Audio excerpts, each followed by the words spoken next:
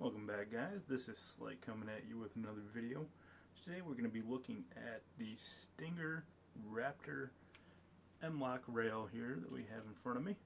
This is a T6 aluminum anodized black 6061 M-Lok rail with a Picatinny mount right on the top here. As you can see, I have laid out all the items that come included with it.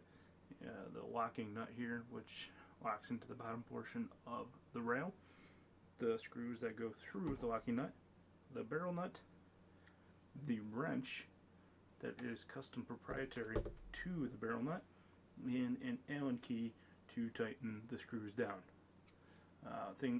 Other items needed to install this particular rail: you're going to need a torque wrench here, vice block, and then for two examples I have included a standard forged upper receiver and a billet receiver, just to show you the difference between some of the things or issues that you might come up with when you try to install this particular rail. Additional specs about this thing: they're compatible with AR-15 M4 variants, 223, 300 black, and 556.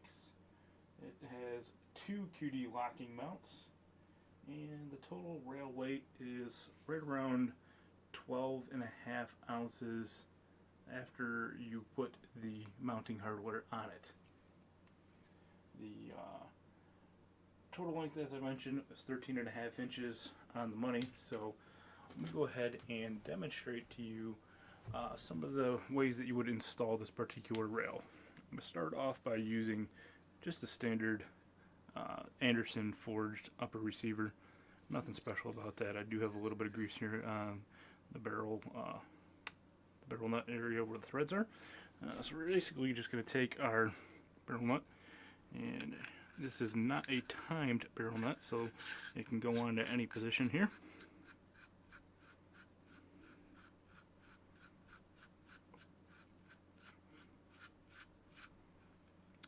And basically what you're going to do is you're going to insert your wrench here, and when you tighten any barrel nut down, you want to make sure that your wrench and your torque wrench are at a 90-degree perpendicular angle to each other, so that when you insert it here, you get the correct amount of poundage when you tighten that particular barrel nut down. You're going to do that 3 times. So you're going to set it to about 35 pounds is about correct. You're going to tighten it down till you hit your torque. You're going to loosen it back off. You're going to tighten it again till you hit your torque, loosen it back off, and the third time you can leave it be. Obviously you want to have your barrel installed, but no need to demonstrate that here. The rail simply slips over the top of the barrel nut, and as you can see, it does have anti-rotation tabs so that the rail cannot rotate left to right. And then when you insert the locking key, the little nub here on the bottom slips into the channel on the barrel nut, preventing forward and backward motion. That was installation on a forged receiver. Now there are two big differences between forged and billet. A forged receiver is going to have a mold that molten aluminum is injected into, or poured into, or fed into in some fashion. It's not injection molding, it's forging. But the idea is that you compress the molten aluminum and you forge this receiver, and then you drill out with a CNC or mill after the fact. But when you compress that aluminum in the forge, it inherently makes a forged receiver more sturdy and stronger than a billet. With a billet receiver, you start off with a solid block of aluminum, and then you cut out the shape of whatever you want with a mill or CNC or whatever have you. And the benefit to that is that you get a more finished, more clean, more straight line look.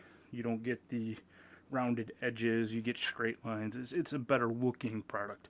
It functions all the same, but because you're not compressing that aluminum like you are in a forge, it is inherently weaker than a forged receiver. To compensate for that, you simply add a little bit more material, increasing the thickness of the actual unit. You can see here the side walls extend past the barrel mouth of this particular receiver, whereas a standard forged, they do not extend past.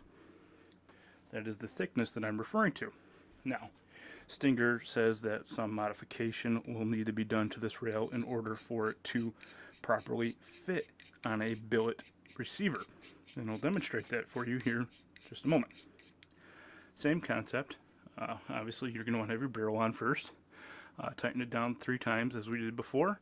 On the 3rd attempt, you can leave the nut in place, and you can slip the rail over the top.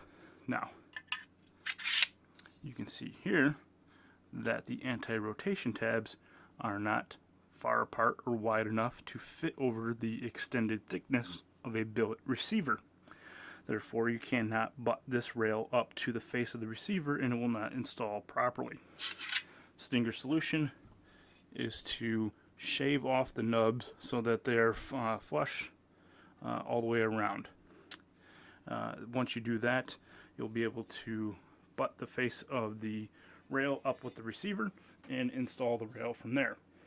My suggestion after that is to get a optic mount or something of that sort and extend it from the upper over to the top of the receiver, lock it in place, and therefore that acts as your anti-rotation tabs so that it does not rotate left or right. That's basically all there is to it, to installing this particular rail. If you guys have any questions or just want more information on this, feel free to leave your comments below and I'll get to them as soon as